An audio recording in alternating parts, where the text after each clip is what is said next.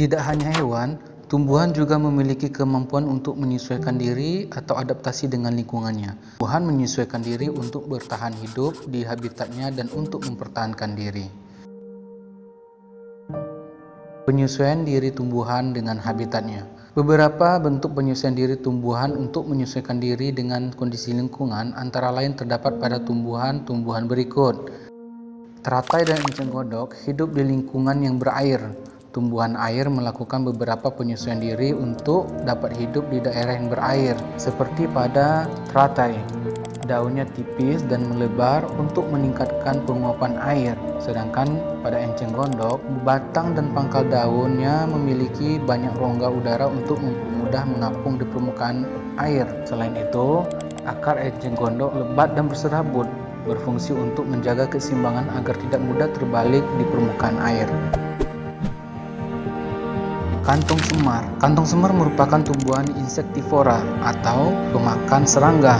Daun pada kantong semar termodifikasi atau berubah membentuk kantong yang menghasilkan nektar dan enzim pencernaan. Serangga akan terjebak dalam kantong karena tertarik dengan nektar. Tubuh serangga kemudian tercerna oleh enzim pencernaan. Adaptasi ini dilakukan kantong semar karena hidup di lingkungan yang sedikit mengandung unsur nitrogen. Venus crab. Venus merupakan tumbuhan insektivora juga atau pemakan serangga. Akan tetapi, tumbuhan ini berbeda dengan kantong semar. Daun tumbuhan Venus berbentuk seperti dua tangkup dan memiliki rambut sensor. Daun tersebut akan menutup jika ada mangsa yang hinggap di daunnya.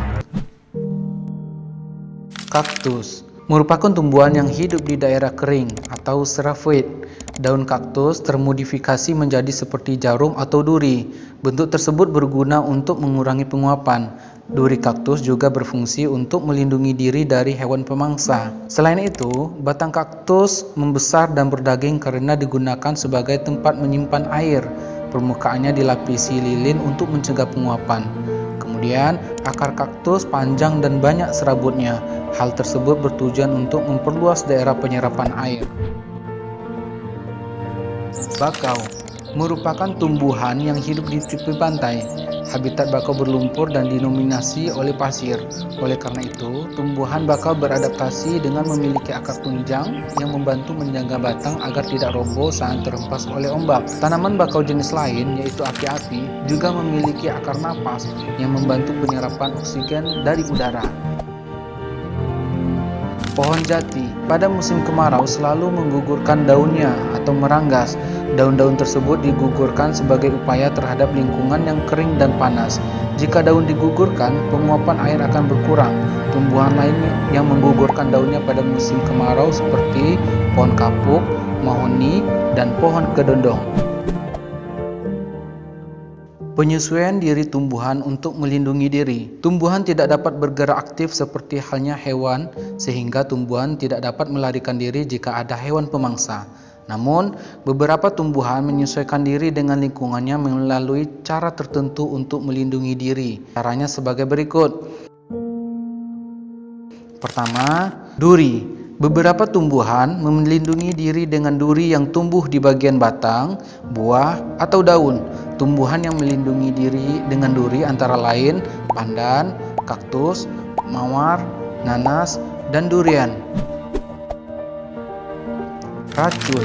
Ada jenis tumbuhan yang menghasilkan zat racun. Zat beracun dapat terkandung pada bagian batang, daun, atau buahnya. Beberapa contoh tanaman yang beracun antara lain kecubung hutan dan jarak. Biji jarak mengandung zat racun bernama risin. Beberapa butir kristal risin dapat mematikan manusia. Meski beracun, biji jarak bermanfaat sebagai sumber bahan bakar alternatif. Mengatupkan daun. Salah satu tumbuhan yang dapat mengatupkan daun adalah putri malu. Tujuan putri malu mengatupkan daun untuk melindungi diri dari herbivor atau hewan pemakan tumbuhan yang akan memakannya. Setelah daun putri malu mengatup, akan terlihat warna daun bagian bawah yang berwarna pucat. Hal itu membuat hewan yang tadinya akan memakan tumbuhan tersebut mengira bahwa tumbuhan telah layu dan tidak enak dimakan.